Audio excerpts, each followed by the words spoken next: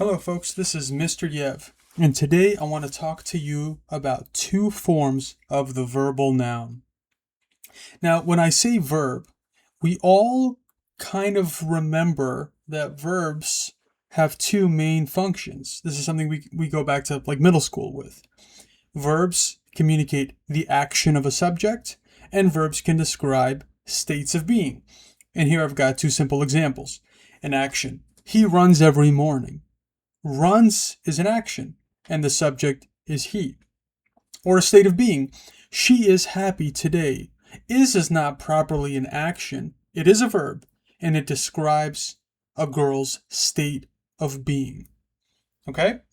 But verbs can do other things in the English language. For example, they can take on adjectival or descriptive functions, like when they become participles. Or in today's video, they can take on nominal properties and become nouns. And the two ways that they can do that is that a verb can either become a gerund or a verb can become an infinitive. Gerunds and infinitives are properly understood verbal nouns. And what's helpful about them is that they both have very easily distinguishing features. For the gerund, that feature is the ing ending. Okay, and for the infinitive, it's the word to in front of the verb. Let's look at the gerund here. How is the gerund functioning like a verbal noun?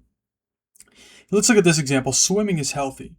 Swimming is the gerund. Now, how do we know that it's a noun and not a verb? Well, because we already have a main verb, is.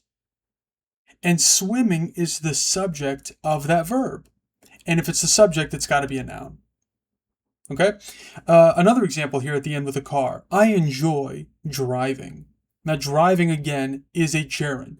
In this case, it's not the subject of the verb. It's the object of the verb enjoy. What do I enjoy? I enjoy driving. If driving is an object of a verb, it has to be a noun. All right, so these are cases that show an action can be made a noun by throwing the ing at the end of it. The same thing will happen functionally with the infinitive. Let's look at this first example. To learn is a great goal. We already have a verb, is. So to learn cannot be a main verb. It's got to be a verb that's been converted into a noun with the addition of the word to. This is a classic infinitive. To learn is the subject of the verb, is. The second example here actually is interesting. To help others matters. Now the verb here is matters. To help others is a whole infinitive phrase. And this can happen in English. It's a phrase that's functioning as the subject of a main verb, matters. And then she hopes to travel. To travel here, the infinitive is an object of the verb hopes, and objects also have to be nouns. All right, now, that's simple enough. Verbs can become nouns. Gerunds take an ing. Infinitives take the word to. Simple enough. Sometimes they are interchangeable in use, and sometimes they are not. You would think they're always interchangeable if they can both be verbal nouns. But there are subtle distinctions in usage between the gerund and the infinitive. All right, here are examples when they can be interchanged without any problem. The gerund, swimming, is fun. The infinitive, to swim, is fun. Now that might sound a little antiquated, but grammatically it's fine. Again, reading is important. That's the gerund. To read is important. That's the infinitive. All right, no problems there. Why are they sometimes not interchangeable? All right, well, I want to isolate a few examples here. Let's look at this bottom one where the gerund is required. I'm good at cooking. At cooking is a prepositional phrase. It cannot take an infinitive.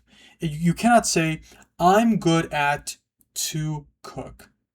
Okay? We do not allow that in English. So if you want to have an action that's functioning as a noun to close out this prepositional phrase, you've got to use the gerund as your object of the preposition.